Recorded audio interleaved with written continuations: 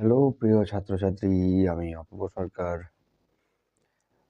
সবাইকে ওয়েলকাম আমার YouTube channel এডুকা টিউটোরিয়ালে। আশা করি সবাই ভালো আছো, সুস্থ আছো। তো আজকে আমি মাধ্যমিক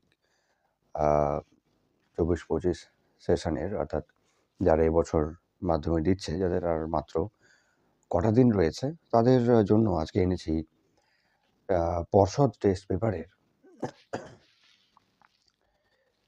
অঙ্কের যে সেট, পর্ষদ টেস্ট পেপারের অঙ্কের সেট 374 পাতা। আজকে আমরা অঙ্কের একটি সেট করব এবং তোমাদের বলে রাখি যে আমি জ্যামিতি পার্টের জন্য আলাদা করে একটি ক্লাস নিয়ে আসবো। আমি জ্যামিতি পার্ট বাদ দিয়ে তোমাদের অঙ্কগুলো দেখাচ্ছি, ঠিক আছে? তো সবাইকে একটা রিকোয়েস্ট, ক্লাসগুলি অবশ্যই তোমরা শেয়ার করবে, বাকিদের জানাবে, সাবস্ক্রাইব করতে বলবে। কোনো অসুবিধা হলে অবশ্যই কমেন্টে জানাবে। তো চলো বেশি কথা না বলে শুরু করি। তো 374 পাতা এবং প্রত্যেকে বই রেডি করবে, বই খাতা নিয়ে বসবে, যে টেস্ট পেপার রয়েছে সেটা নিয়ে বসবে। তো কি বলছে দেখি, 1 বার্ষিক সরল সুদের হার কত হলে কোনো টাকার 4 বছরের সুদ আসলের 8/25। দেখো, 4 বছর সময় দিয়ে দিয়েছে, এটা সরল সুদ থেকে অঙ্ক। তো সুদ বলেছে আসলের 8/25, মানে কি, সুদ যদি 100 টাকা হয়, এই আসল যদি 100 হয়, তাহলে সুদ কত হবে? 8/25। আসল হবে কত? তার 8/25, ঠিক আছে? যখন তোমাকে বলবে যে এত অংশ, তখন মোট যে পরিমাণটা তার সাথে কিন্তু সেই অংশটাকে গুণ করতে হবে। অর্থাৎ যদি আমরা এখানে ধরে নিই যে সুদের হার চেয়েছে, ঠিক আছে? তো সুদের হার চেয়েছে, ধরবো আমরা কি আসল। তো আমাদের কি করতে হবে? আসল ধরতে হবে। দেখো, সমাধান ব্যাখ্যা সহ আমি করাচ্ছি, ঠিক আছে? ব্যাখ্যা সহ 1 মার্কেরই কোশ্চেন, কিন্তু ব্যাখ্যা সহ সংখ্যা চেঞ্জ করে দিলে তখন তো সমস্যা। তখন কি করে করবে? তো জিনিসটা দেখে নাও। যারা অঙ্ক নিয়ে অনেক সমস্যা রয়েছে, তারা বেশি না, কয়েকটা সেট এখান থেকে আমি করাবো। যথেষ্ট একটা নম্বর তোমরা মাধ্যমিকে পেয়ে যাবে। অর্থাৎ এই টেস্ট পেপার থেকে 4 থেকে 5টা সেট করাবো আমি, অনায়াসে ভালো একটা নম্বর তোমরা পাবে। তো দেখো, আসল যদি ধরে নিই x, তাহলে সুদ কত হবে? তো সুদ বলেছে আসল এর কত অংশ? 8/25। আসলের কত অংশ বলেছে? 8/25। তার মানে এর যদি গুণ করে দিই, তাহলে হয়ে যাবে 8x/25। সময় কত বলেছে? সময় বলে দিয়েছে 4 বছর, তাই তো? তাহলে আমরা কি জানি? I সমান PRT/100। কিন্তু আমাদের চেয়েছে কি? আমাদের চেয়েছে আর এর মান, তাই না? তাহলে আর এর মান হলে I × 100 আর P × T। ব্যাস, প্রত্যেকের মান বসাও। এর মান হচ্ছে 8x/25 গুণিত 100 বাই P এর মান x, T এর মান 4। কাটাকাটি করো, এখানে x কেটে যাচ্ছে, 25 দিয়ে 100 কেটে যাচ্ছে, 4 আবার 4 কেটে যাচ্ছে। তাহলে আর সমান আমরা কত পেলাম? 8%। আর সমান আমরা পাচ্ছি কত? 8%। এখানে যদি তোমাকে চেঞ্জ করে দেয়, ঠিক আছে? ধরো তোমাকে সুদ বলে দিল, ধরো আমাকে করেই দেখাবে তোমরা, আমাকে একই অঙ্ক রাখছি, আমাকে শুধুমাত্র তোমরা কমেন্টে জানাও যে এর উত্তরটা কত হবে। ঠিক আছে, চেষ্টা করো। এর উত্তর কত হবে আমাকে অবশ্যই জানাবে। যদি সুদের হার 8% হয়, যদি সুদের হার যদি আহ, সময় সময় 2 বছর হয়, সময় 2 বছর, ঠিক আছে, আর আর সুদ আসলের কত অংশ? সুদ আসলের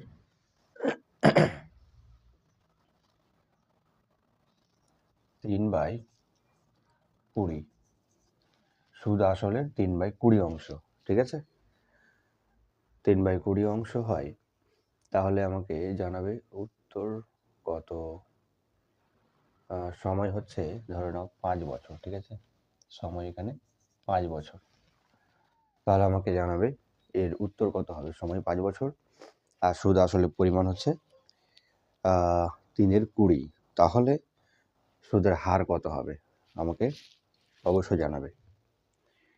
চলে যাই এর পরের অঙ্কতে।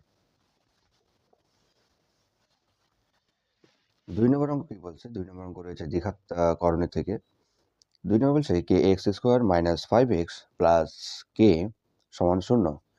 দ্বিঘাত সমীকরণের বীজদ্বয় সমান ও বাস্তব হবে যদি k এর মান হয়। তো k এর মান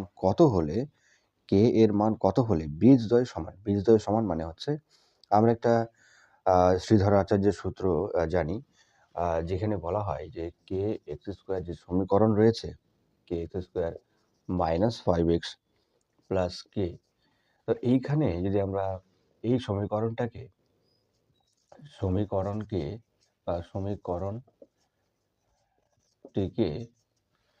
কার সাথে তুলনা করব?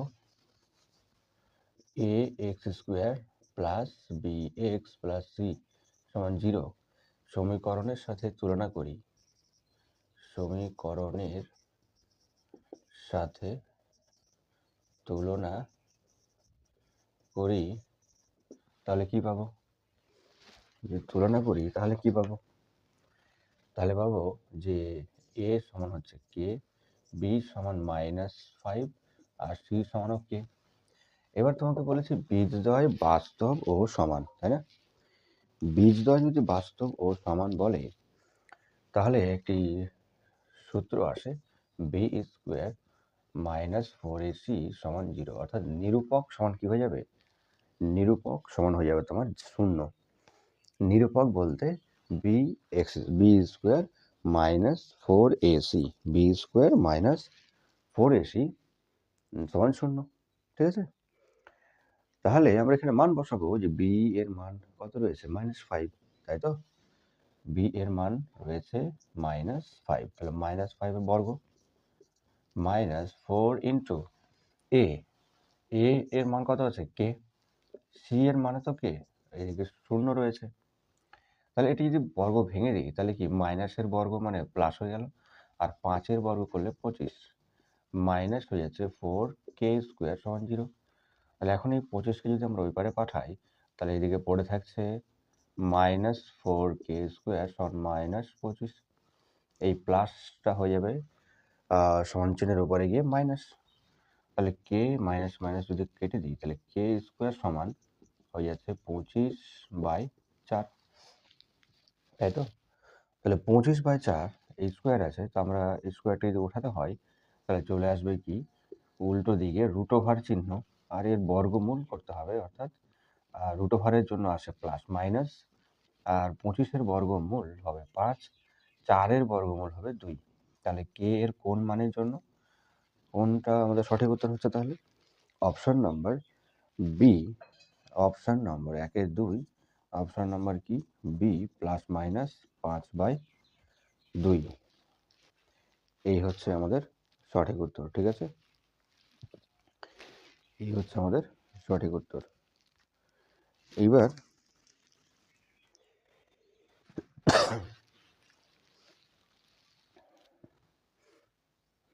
চলে যাব আমরা পরের অঙ্কতে। 1-এর 3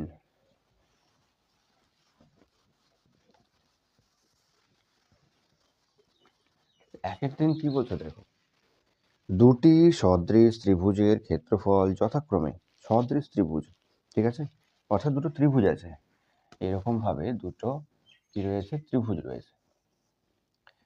তো একটু ছোট একটু বড় আছে, একটা ত্রিভুজের ক্ষেত্রফল, ত্রিভুজ কেমন কি বলা হয়নি, কিন্তু বলছে একটা ত্রিভুজের যে ক্ষেত্রফল সেটা কি বলেছে, 36 বর্গ সেমি। ধরে নাও এর হচ্ছে 36 বর্গ সেমি, আর এর বলেছে 25 বর্গ সেমি, ঠিক আছে। তাহলে বলছে প্রথম ত্রিভুজের একটি বাহুর দৈর্ঘ্য 9 সেন্টিমিটার। একটি বাহুর দৈর্ঘ্য, ধরুন তিনটেই বাহু সমান আছে, তো এর ক্ষেত্রে বলছে 9 সেন্টিমিটার বাহু, তাহলে এর ক্ষেত্রে কত হবে। তো এইভাবে যদি অঙ্কগুলো থাকে আমাদের কাছে, তাহলে কি করে করব। এর জন্য একটা সূত্র আছে, সে সূত্রটা অবশ্যই লিখে নেবে। এর জন্য একটা সূত্র হচ্ছে, সূত্রটা কি, যদি এরকম টাইপের অঙ্ক তোমার কাছে দেয়, তাহলে সূত্র, ডাইরেক্ট সূত্র প্রয়োগ করলে হয়ে গেল। তো সূত্রটা হচ্ছে যে প্রথম ত্রিভুজের ক্ষেত্রফল বাই কি বলবো, দ্বিতীয়, সূত্রটা হচ্ছে প্রথম ত্রিভুজের ক্ষেত্রফল। একদম সূত্র একদম খুবই সহজ সূত্র, এমন না খুব কঠিন আছে। দ্বিতীয়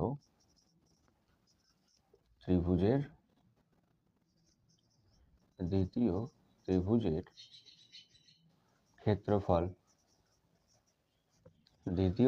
ক্ষেত্রফল, বাই হয়ে গেল সমান, লিখবো আমরা কি, প্রথম ত্রিভুজের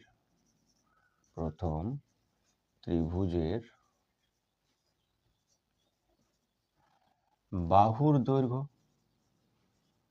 ঠিক আছে, প্রথম ত্রিভুজের বাহুর দৈর্ঘ্য বাই হয়ে যাবে দ্বিতীয় ত্রিভুজের বাহুর দৈর্ঘ্য। যেহেতু এটি ক্ষেত্রফল বলেছে, তাই বাহুর দৈর্ঘ্যের আমাদের কি করতে হবে, বর্গ করে নিতে হবে, ঠিক আছে। বাহুর দৈর্ঘ্যের কি করে নিতে হবে, বর্গ। ক্ষেত্রফলের কথা বলেছে, তাই আমরা কি করে নিতে পারি, বর্গ করে নিতে পারি।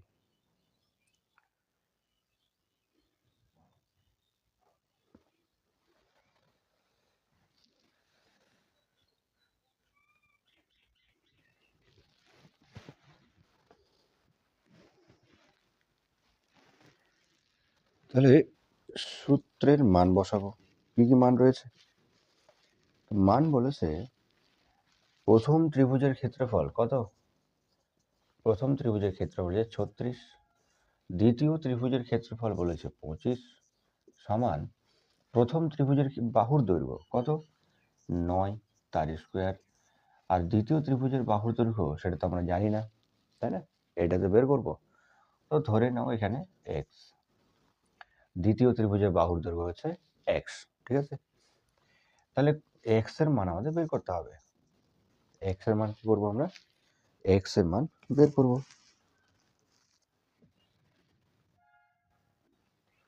তাহলে x এর মান বের করতে গেলে কি হবে, x কোনাগুনির জায়গা চেঞ্জ করো, তাহলে x বাই কত হয়ে যাবে, 25 সমান 9কে ভেঙে দাও, 81 বাই 36, 25কে ওই দিকে পাঠাও, x সমান 81 গুণিত 25 বাই হচ্ছে 36, তাই তো।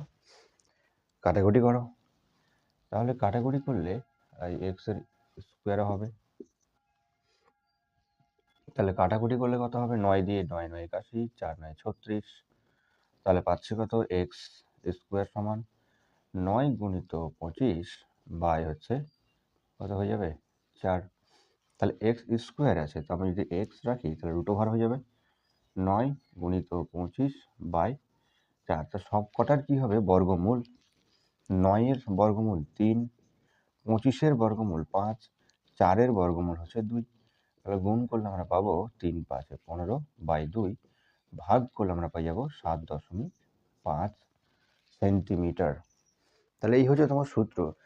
এই সূত্রের জায়গাতে আরেকটি সূত্র তোমাদের বলে দিচ্ছি, যদি পরিসীমা বলে, ঠিক আছে, একই সূত্র কি হবে, শুধু বর্গ চিহ্নটা হবে না, ঠিক আছে?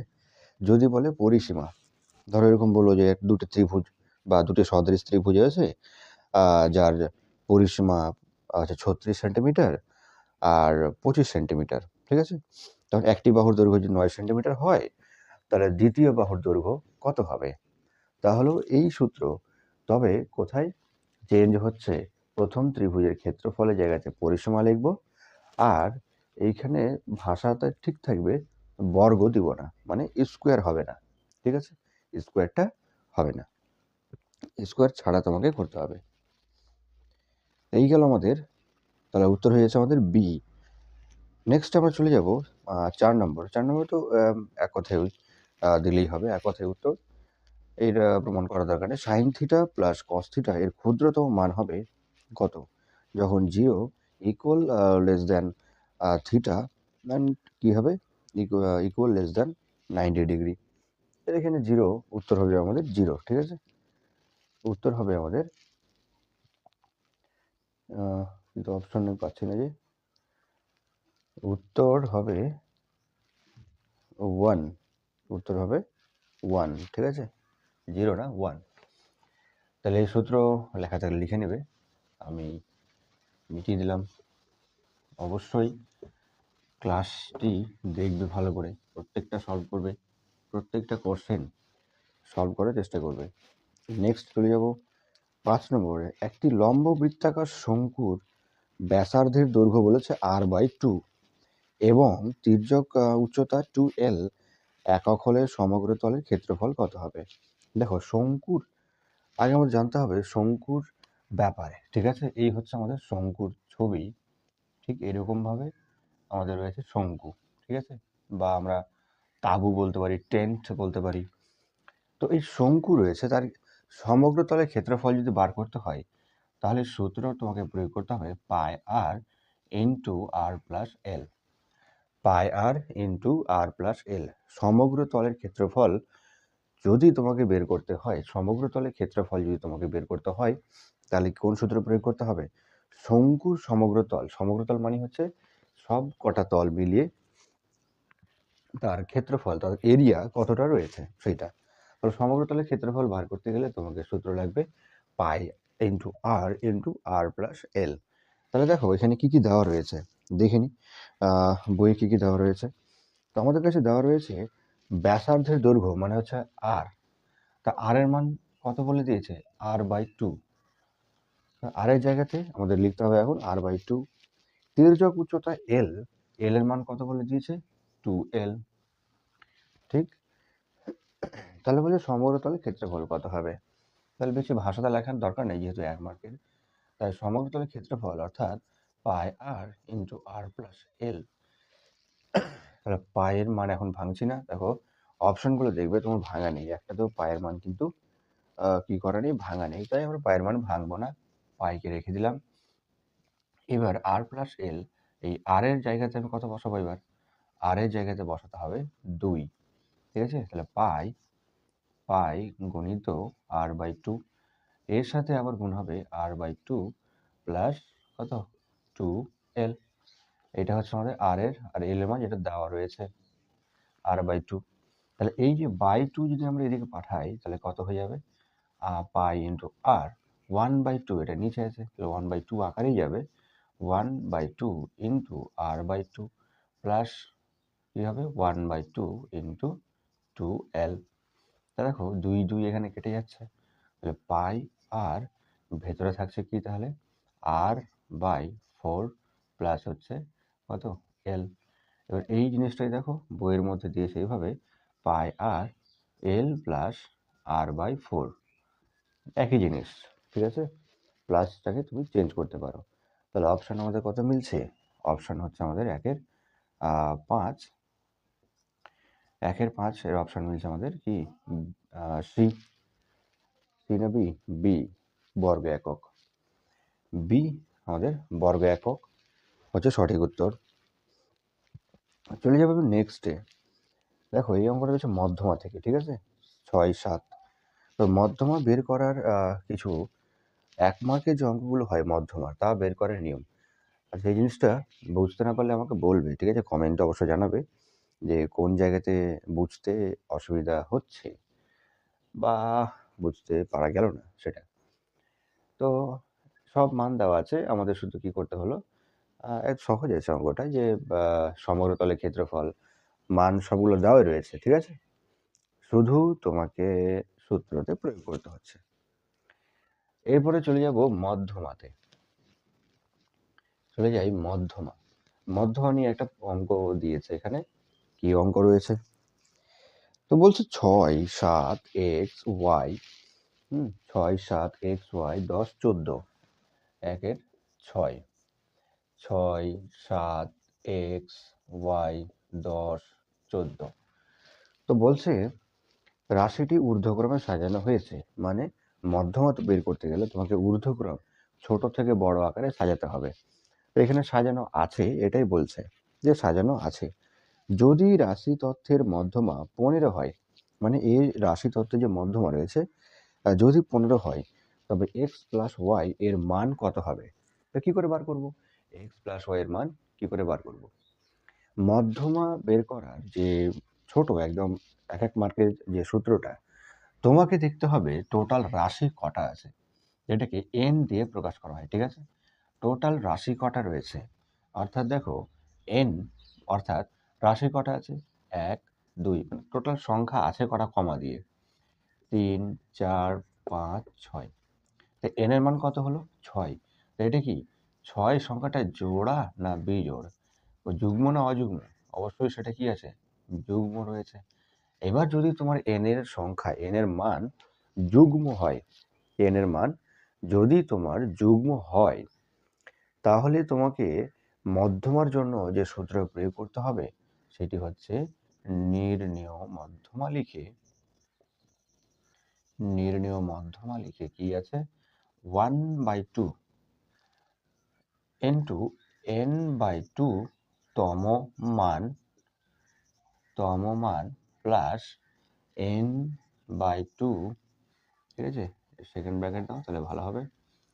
n/2 প্লাস 1 তম মান। এই সূত্র তোমাকে প্রয়োগ করতে হবে যদি n এর মান জোড়া চলে আসে তাহলে। আর যদি বিজোড় আসে, 7 এলো, 5 এলো, 3 এলো, 11, 13 বিজোড় আসে, তখন কি করব? যদি যদি n সমান কি হয়, যুগ্ম, অযুগ্ম হয়, বিজোড় হয়, অযুগ্ম, ঠিক আছে? অযুগ্ম হলে কি সূত্র রয়েছে? অযুগ্ম রয়েছে শুধুমাত্র n+1, শুধুমাত্র কি করতে হবে? n+1/2।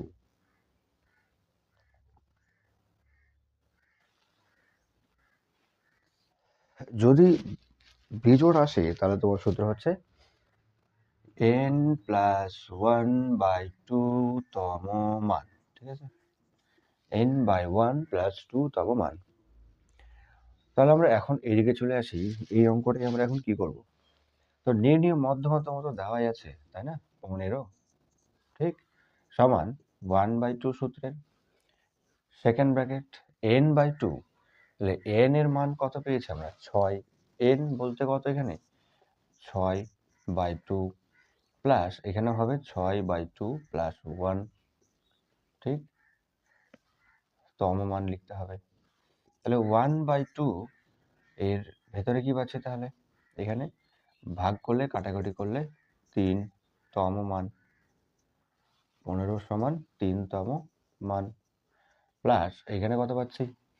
এখানে পেয়ে যাচ্ছি আমরা কি, কাটাকুটি করলে 3 আর যোগে 1 অর্থাৎ 4, মানে চতুর্থ মান, 4 তম মান বা চতুর্থ মান। 3 তম মান মানে হচ্ছে 3 নম্বরে কে আছে, 3 নম্বরে কোন সংখ্যা, কোন রাশি আছে। তাহলে 1/2, এটাকে যদি আমরা 2 কে এই পারে পাঠিয়ে দিই, যেহেতু গুণ হয়ে আছে, তাহলে হয়ে যাবে 30। আর এদিকে 3 তম মানে 3 নম্বরে কে আছে? x। 4 নম্বরে কে আছে? প্লাস দিয়ে y। তাহলে এটাই তো আমাদের উত্তর। লিখে দাও x প্লাস y সমান 30। x প্লাস y সমান কত? 30।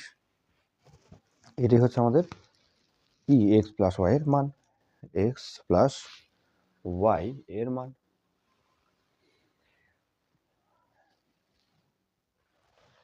এক্স প্লাস ওয়াই এর মান কত হলো? এক্স প্লাস ওয়াই এর মান হয়ে গেল 30, ঠিক আছে? এক্স প্লাস ওয়াই এর মান হয়ে গেল 30। তাহলে বুঝতে আশা করি পারা গেছে। চলে যাব শূন্যস্থান পূরণ। নেক্সট যে অঙ্ক সেটা হচ্ছে শূন্যস্থান পূরণ।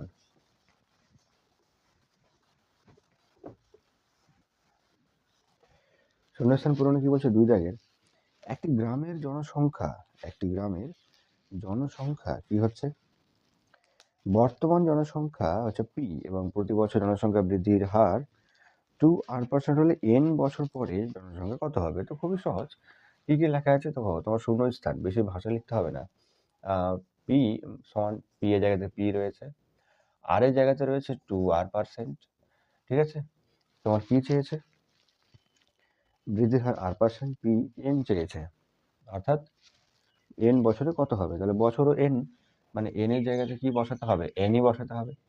তাহলে এ সমান যে সূত্র P into 1 plus R by 100, ব্যাস মান বসাও। পি এর জায়গায় পি, 1 প্লাস আর এর জায়গায় 2r বাই 100 পাওয়ার n বছর। এখানে 2 আর 100 কেটে যাচ্ছে, তো পি ইন্টু কত হয়ে যাচ্ছে? 1 প্লাস কেটে গেলে এখানে আর বাই নিচে 2 দিয়ে ভাগ হয়ে গেছে 50, আর পাওয়ার হচ্ছে n। এটাই হচ্ছে আমাদের উত্তর। মানে শূন্যস্থানে বসবে কোনটা? এই জিনিসটা, P into 1 plus R by 50। তাহলে কীভাবে এলো?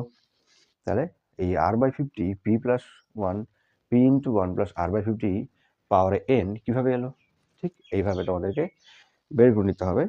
একদম ছোট একটা প্রসেস। চলে যাবে এবার 2 নম্বরে। 2 এর এটা আমরা করলাম 1।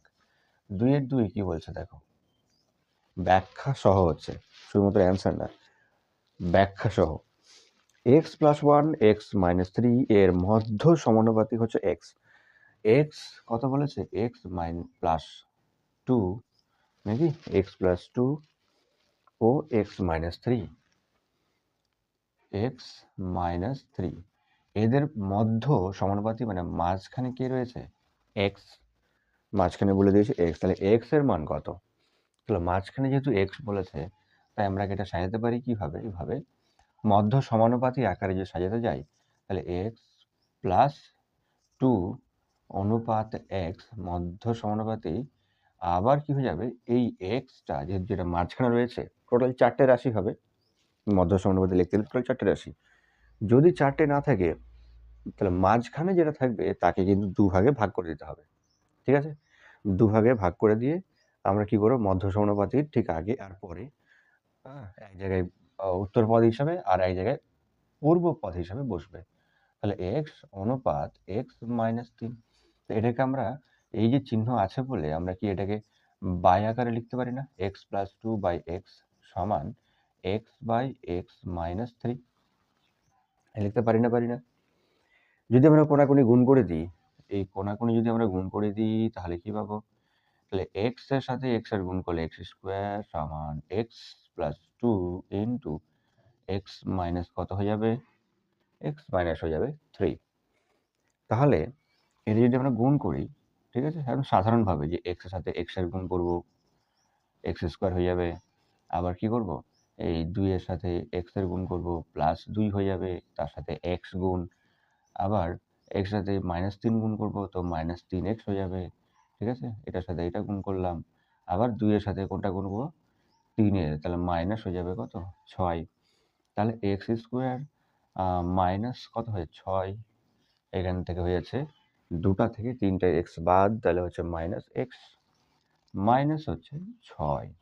আর এবারে এক্স স্কোয়ার তো রয়েছেই, এবার এক্সটিকে একদিকে নিয়ে আসো, তাহলে এক্স স্কোয়ার মাইনাস এই এক্স স্কোয়ারটা এপারে এসে কি হয়ে যাচ্ছে? মাইনাস এক্স, আর এক্স স্কোয়ার, আর এই মাইনাসটা হয়ে যাচ্ছে প্লাস এক্স, এপারে -6 পড়ে থাকলো। দেখো এক্স স্কোয়ার আর এক্স স্কোয়ার কি হলো? কেটে যাচ্ছে না? তাহলে এক্স প্লাস এক্স সমান কত পেয়ে গেলাম? -6। এটাই হচ্ছে আমাদের সঠিক উত্তর, -6। -6 হচ্ছে আমাদের সঠিক উত্তর। কত?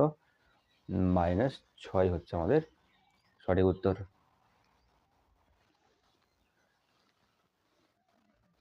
-6 হচ্ছে আমাদের সঠিক উত্তর। দেখো মধ্য সমানুপাতি জিনিসটা কিন্তু এইভাবেই তোমাকে নামাতে হবে, ঠিক আছে? নেক্সট আমরা অঙ্ক চলে যাব। অঙ্ক নাম্বার হচ্ছে 3, 2 এর 3। তো কি বলছে 2 এর 3? দুটি বৃত্ত রয়েছে, ঠিক আছে? দুটা বৃত্ত রয়েছে, এইভাবে ধরে নাও 2খানা বৃত্ত, এবং বৃত্তটা কিভাবে রয়েছে সেটাও বলছে যে দুটি বৃত্ত পরস্পরকে ছেদ বা স্পর্শ না করলে, অর্থাৎ স্পর্শ করছে না, দুটা বৃত্ত আছে পরস্পরকে কোনোভাবেই স্পর্শ করছে না। স্পর্শ না করলে বৃত্ত দুটির সর্বাধিক সংখ্যায়, মানে সব থেকে বেশি কয়টা সাধারণ স্পর্শক অঙ্কন করা যাবে? তো সাধারণ স্পর্শক কাকে বলবো আমরা? সাধারণ স্পর্শক অর্থাৎ দুটো বৃত্ত দিয়ে স্পর্শক মানে হচ্ছে এদের বাইরে বাইরে লাইন টানা হবে, যে লাইন, যে দাগ, যে সরলরেখা দুটো বৃত্তকে কি করবে? স্পর্শ করবে, দুটো বৃত্তকেই স্পর্শ করবে। তাহলে কি এটা একটা পাচ্ছি না? বৃত্ত দুটো কিন্তু লেগে নেই, আগেই বলেছে বৃত্তগুলো কিন্তু স্পর্শ করে নেই, বৃত্ত কিন্তু আলাদা আলাদা রয়েছে। তাহলে এদের স্পর্শ, স্পর্শ মানে তোকে ছুঁয়ে থাকবে একটা রেখা, একটা সরলরেখা, একটু পাতি করে যদি বলতে হয়, একটা সরল রেখা যেটা দুটো বৃত্তকেই ছুঁয়ে থাকবে, ভেতরে যাবে না, বাইরের পরিধি টাচ করবে, বাইরে বাইরে টাচ করবে, ভেতরের দিকে যাচ্ছে না। তাহলে কি আরেকটি আমরা পাচ্ছি কি এইভাবে, তাই না? এইরকম আরেকটা পাচ্ছি আমরা, স্পর্শ করে থাকবে, যদি একটু বড় হয়, ছোট হয়ে গেছে। তাছাড়া আমরা এইভাবে একটা স্পর্শ আঁকতে পারি, এই যে এইভাবে, যে দুটো বৃত্ত কি করবে? টাচ করবে। ঠিক এইভাবে আরেকটা আমরা স্পর্শ আঁকতে পারি, যেটা দুটো বৃত্তকেই কি করবে? টাচ করবে, অর্থাৎ স্পর্শ করবে। তাহলে এইভাবে আমরা কয়টা রেখা পাচ্ছি যেখানে বৃত্ত এর স্পর্শক অঙ্কন করা যাচ্ছে? তো টোটাল আমরা পাচ্ছি কয়টা? 1, 2, এটা হচ্ছে 3, আর এটা হচ্ছে 4। তাহলে উত্তর আমাদের কত হয়ে যাবে? 4। ঠিক? এরকম অনেক রকম কন্ডিশন রয়েছে আরো, যেখানে স্পর্শক কয়টি আঁকা যাবে, কিভাবে আঁকা যাবে, কেমন অবস্থায় রয়েছে, এটা তোমাকে একটু বুঝে নিতে হবে পড়ে। চলে যাই তারপরে 2 এর 4। তো বলছে 2 এর 4 এর টাওয়ারের উচ্চতা, একটি টাওয়ারের উচ্চতা, ঠিক আছে? 2 এর 4 কত বলেছে? 2 এর 4 একটি টাওয়ারের উচ্চতা কত? টাওয়ারের উচ্চতা 100√3 মিটার। ধরে নাও এটা একটা টাওয়ার আছে। এই টাওয়ারের যে উচ্চতা 100√3 মিটার। আর কি বলছে? টাওয়ারের পাদবিন্দু থেকে, টাওয়ারের যে তলদেশ এইটা পাদবিন্দু থেকে 100 মিটার দূরে, ধরে নাও এখানে হচ্ছে 100 মিটার, 100 মিটার দূরে একটি বিন্দু থেকে টাওয়ারের চূড়ার উন্নতি কোণ, এখান থেকে তুমি টাওয়ারের চূড়া দেখছো, এখানকার উন্নতি কোণ কত হবে? এটাই। তাহলে তুমি আছো কোথায়? 100 মিটার দূরে আছো, ঠিক আছে? তাহলে এই অঙ্ক কি করে করবো? যেহেতু 1 মার্কের আমাদের বেশি লেখার দরকার নেই, তাই তুমি কি করবে? দেখো এটা কি লম্ব পাচ্ছি না, এটা ভূমি পাচ্ছি, তাহলে তুমি ডাইরেক্ট চলে যাও, যে নাম দিয়ে দাও এ বি সি, বা থিটাই নাম দাও, বা যে কোনো কোন নাম দাও না কেন, ট্যান কি হয়ে যাবে তাহলে? বিএসি বের করছি, সমান কি? লম্ব বাই ভূমি। সূত্রটা কি? লম্ব বাই ভূমি। তাহলে ট্যান বিএসি যদি আমি লিখি আর এদিকে মানগুলো বসাই, তাহলে 100√3 বাই নিচে কত হয়ে যাবে? 100। লম্বের মান হচ্ছে 100√3, আর ভূমির মান কত হচ্ছে? 100। দেখো 100 100 কেটে যাবে, 100 100 একদম সিম্পল করে কি করলো? কেটে গেল। 100 100 যদি কেটে যায়, তাহলে আমাদের কাছে কি পড়ে থাকলো? তাহলে পড়ে থাকলো ট্যান বিএসি সমান কত? √3 পড়ে থাকলো। এখন ট্যান কত ডিগ্রির মান? √3। এগুলো তোমাকে মনে রাখতে হবে, কিছু করার নেই। যদি শর্ট ফর্ম বের করতে পারো তো ঠিক, আর না হলে তোমাকে মনে রাখতে হবে।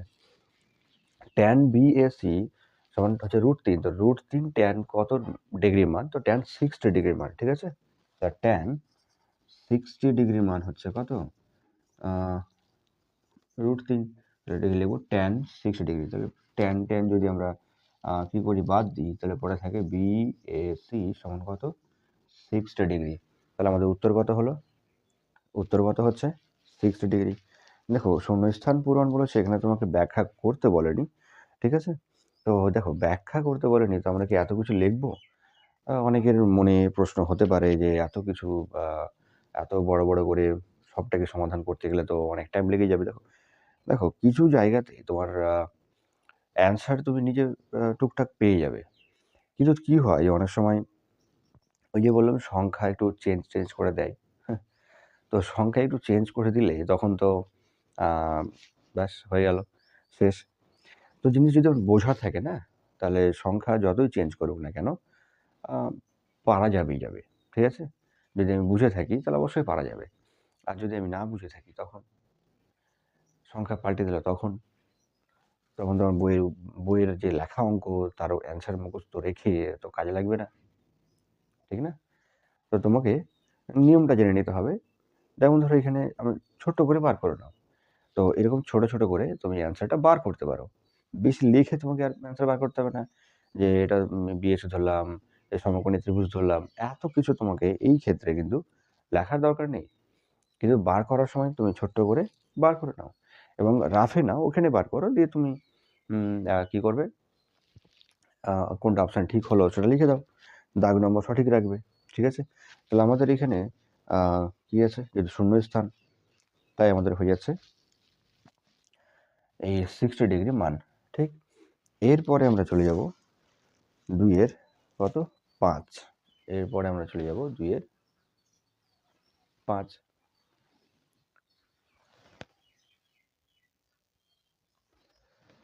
২ এর ৫ কি বলছে দেখি? তাহলে বাকিগুলো মেটাই।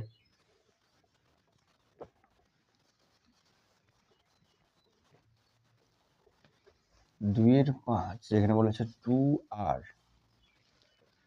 কি বলেছে? 2r একক দৈর্ঘ্যের ব্যাসার্ধ বিশিষ্ট নিরেট গোলকের আয়তন কত? নিরেট গোলকের আয়তন? নিরেট নিরেট গোলকের আয়তনের সূত্র কি? নিরেট গোলকের আয়তন, নিরেট গোলকের আয়তনের সূত্র কি? তো নিরেট গোলকের আয়তনের সূত্র হচ্ছে 4/3 পাই আর কিউব।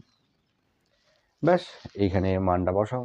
আর এর মান কত বলেছে তোমাকে? শুধুমাত্র আর এর মান বলেছে 2r।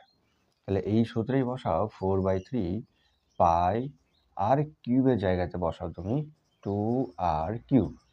ভেঙে লেখো 4/3 পাই ইন্টু 2 এর কিউব মানে কত? 8। আর এর কিউব মানে কত? আর কিউব। তাহলে সংখ্যাগুলো গুণ করো। 8 এর সঙ্গে কে গুণ আছে? 8 এর সঙ্গে গুণ আকারে আছে কি? 4। তাহলে 4 এ 8 এ কত হয়ে যাচ্ছে? 32/3 আর তার সাথে পাই আর কিউব। ঠিক আছে? এই হলো আমাদের অ্যান্সার। যে নিরেট গোলকের আয়তন, সূত্রগুলো তোমাকে মনে রাখতে হবে। নিরেট গোলকের আয়তন 4/3 পাই আর কিউব, এরকম অর্ধ গোলকের আয়তন 2/3 পাই আর কিউব, এরকম করে তোমাকে সূত্রগুলো মনে রাখতে হবে। ঠিক আছে? তাহলে এইরকম আর এই জায়গাতে 2r, ব্যাস সিম্পল একটা জিনিস। ঠিক আছে? মনে হবে কি না কি, কত না কি আছে। কিছুই নাই অঙ্কতে। এই অঙ্কগুলোতে কিছু নাই, একদম সহজ অঙ্ক রয়েছে। চলে যাব নেক্সট এক কথায় শূন্যস্থানের। বলছে কি দেখো যে x1 x2 x3 dot dot dot xn, ঠিক আছে? মানে n সংখ্যক x রয়েছে, এর গড় হচ্ছে x বার। x এর মাথায় কত রয়েছে? বার চিহ্ন রয়েছে। শেষ আমাদের অঙ্ক 2 দাগের। তাহলে x বার যদি x1 x2 x3 dot dot dot xn হয়, তাহলে সেখানে এই গড় বোঝাচ্ছে কি? x বার, এটাকে গড় বোঝাচ্ছে বা যৌগিক গড় বোঝাচ্ছে। তাহলে বলেছে 2/3 x1 2a/3 x2। এক্ষেত্রে আমরা গড়টাকে কিভাবে প্রকাশ করব? এটাই হচ্ছে কথা। এর গড় ড্যাশ, যেখানে a not is equal to 0, মানে a এর মান 0 নয়। তাহলে সিম্পল জিনিস, তোমাকে কি করতে হবে? 2a/3 এর মাথায় বার দিয়ে দাও, হয়ে গেল। মানে 2a/3 এটা হচ্ছে কি রয়েছে? পরপর চলতে রয়েছে x1 x2 x3 2a/3। তো কিছু নেই অঙ্কতে, চলে যায় সত্য মিথ্যা, যেখানে 5টা করতে বলবে। 6টা দেওয়া থাকবে, 6টাই সলভ করব আমরা, দেখি 6খানাই সলভ করব।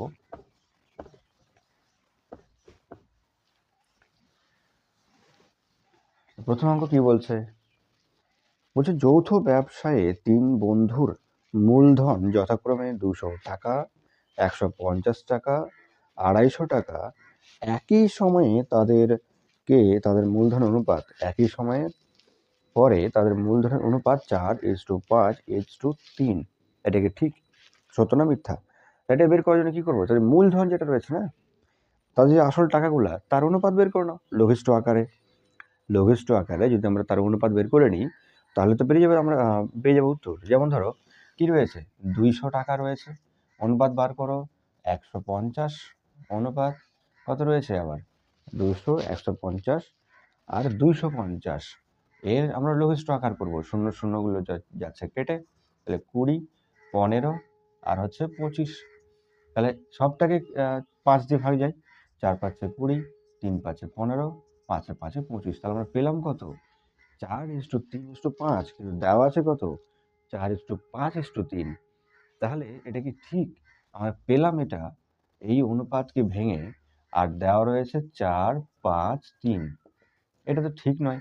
তার মানে আমাদের 3-এর 1 কি হয়ে গেল? মিথ্যে। 3-এর 1 কি হয়ে যাচ্ছে? মিথ্যা। ঠিক আছে? এই ক্ষেত্রে যদি তুমি না বুঝতে পারো, মানে অ্যান্সার বের করতে না পারো, বা তোমার অ্যান্সার মুখে মুখে বা মনে মনে হয়ে যাচ্ছে, তুমি অ্যান্সারটা ডাইরেক্ট লিখে দাও মিথ্যে। সমস্যা নেই কিন্তু এখানে, ঠিক আছে? তোমাকে এখানে পুরো ভাষা লিখতে হবে না যে এটা হচ্ছে মিথ্যা সত্য, পুরো ভাষা লিখতে হবে না। চলে যাই ভেদ থেকে। দেখো ভেদ থেকে 1 মার্কের জন্য 1 মার্কের অঙ্কগুলো করাই, ঠিক আছে? ভেদ থেকে 1 আর 2 মার্কের অঙ্কগুলো একটু দেখে নাও।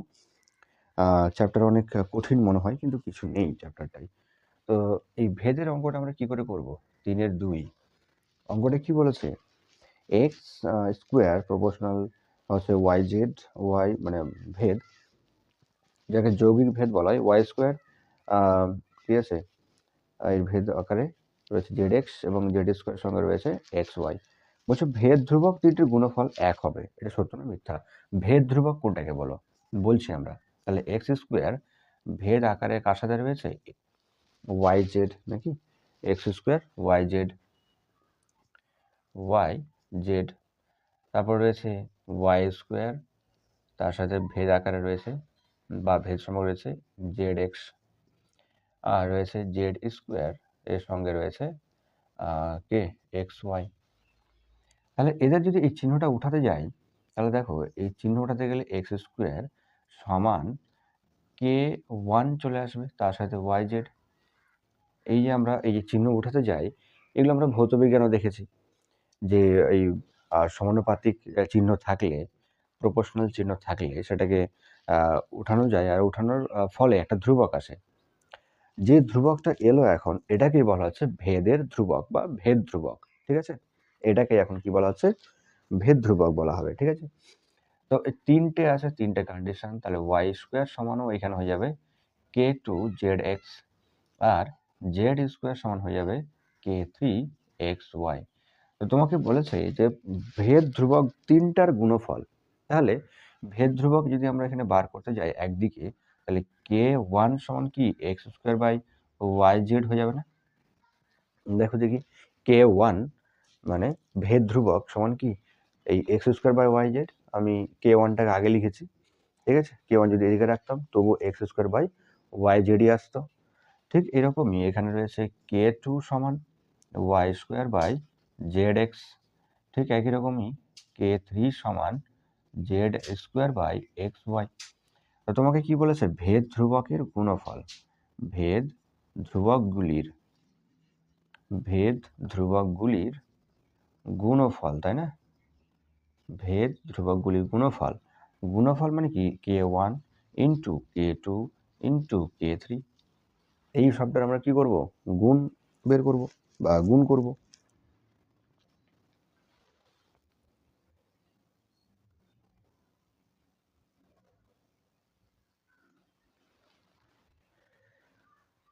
তাহলে এই সবকটা যদি গুণ বের করতে যাই, তাহলে এবারে কি বসবে? এবারে হয়ে যাবে x square by Y z into y square by Z x into z square by x y. দেখো উপরেগুলো x square into y square into কি জেড স্কোয়ার আছে, বাই কত হয়ে যাবে y z into z x into হয়ে যাচ্ছে x Y, ঠিক আছে, ইন্টু এক্স ওয়াই। তাহলে পাচ্ছি কেটে কুটে মানে সবগুলো গুণ করে X square Y square Z square, নিচেও হয়ে যাবে দেখো ওয়াই ওয়াই সবটা গুণ আকারে আছে, তাহলে এক্স স্কোয়ার এখানেও ওয়াই স্কোয়ার জেড স্কোয়ার, উপর নিচ পুরোটা কেটে যাচ্ছে ওয়ান। তার মানে আমাদের সঠিক বলেছে, এটা মানে সত্য হয়ে যাবে। 3-2 হয়ে যাচ্ছে আমাদের কি সত্য, ঠিক। তারপরে বলেছে যে 3 5 সেমি ও 3 সেমি ব্যাসার্ধের দুটি বৃত্ত রয়েছে, ঠিক আছে, দুটা বৃত্ত রয়েছে। 3 কত 3, তো 3 বলছে কি 5 সেমি ব্যাসার্ধের, এটা ধরুন একটা বৃত্ত যার ব্যাসার্ধ হচ্ছে 5। আরেকটি বৃত্ত রয়েছে, কি রয়েছে আরেকটি বৃত্ত বহিঃস্পর্শ করলে মানে বাইরে বাইরে স্পর্শ করছে, এরকম ধরো আরেকটা বৃত্ত রয়েছে স্পর্শ করছে, যার কেন্দ্র থেকে দূরত্ব হচ্ছে 2, ঠিক। তাহলে এই একটা বৃত্তের কেন্দ্র থেকে দূরত্ব হচ্ছে 3, 3 না 5, 5 এবং 3, 5 এবং 3। তাহলে বলছে যে এদের দুজনের কেন্দ্র থেকে দূরত্ব কি দুজনের কেন্দ্র থেকে দূরত্ব হচ্ছে বা কেন্দ্র দ্বয়ের দূরত্ব হচ্ছে 2 সেন্টিমিটার। কোনোদিন সম্ভব? দুইজনের কেন্দ্র থেকে দূরত্ব তো 8 হয়ে যাবে, এখান থেকে 3, এখান থেকে 5 আর এখান থেকে হচ্ছে 3, তাহলে টোটাল কত হচ্ছে 8, কিন্তু বলেছে তোমাকে 2, তাহলে কি এটা হয়ে গেল মিথ্যে, হয়ে গেল এটা কি মিথ্যে। একদম সহজ জিনিস, বহিঃস্পর্শ মানে হচ্ছে বাইরে বাইরে স্পর্শ করছে। চলে যাবো 4 নম্বরে। 3-4 কি বলছে 3-4, sine 12 degree minus cos 78 degree এর মান হচ্ছে 1, সেটা কি ঠিক না ভুল? তো সাইন কত রয়েছে 12 ডিগ্রি মাইনাস কস কত ডিগ্রি 78 ডিগ্রি। দেখো দুটোকে যদি আমরা একই সাইনে নিয়ে যাই, তাহলে সাইন 12 ডিগ্রিকে যদি আমি রাখি মাইনাস কস কস 90 ডিগ্রি মাইনাস কত 70 ডিগ্রি করতে পারি। এই 90 ডিগ্রি মাইনাস হচ্ছে 12 ডিগ্রি, তাহলে সাইন এখানে রয়েছে 12 ডিগ্রি মাইনাস এখানেও সাইন কত হয়ে গেল 12 ডিগ্রি। তো সাইন সাইন কেটে গিয়ে তো কি হয়ে যায় 0 হয়ে যায়, তো সাইন সাইন কেটে গিয়ে হয়ে যাচ্ছে 0।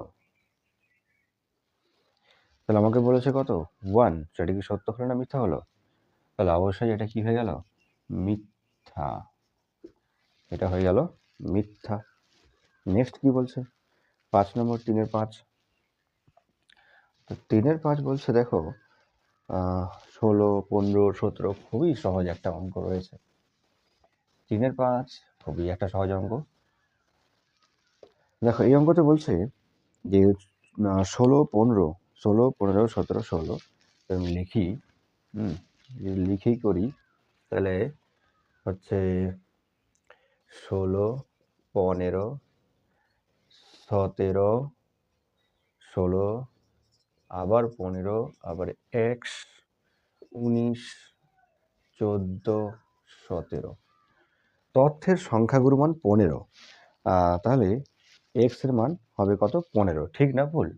দেখো যদি তোমাকে সংখ্যাগুরু বলে তাহলে এই যে টোটাল সংখ্যা রয়েছে, ঠিক আছে, কটা আছে তোমাকে দেখতে হবে কোন কোন সংখ্যা, কোনো একটা সংখ্যা যদি বাকি সংখ্যাগুলো থেকে বেশি বার রিপিট মানে এক কথায় রিপিট হয়, ঠিক আছে, যতবার যেটা বেশি বার লেখা হয়েছে বা যেটা বেশি বার থাকবে বাকিদের থেকে সেটা হবে আমাদের কি সঠিক মানে সংখ্যাগুরু মান, সেটাকে বলবো সংখ্যাগুরু মান।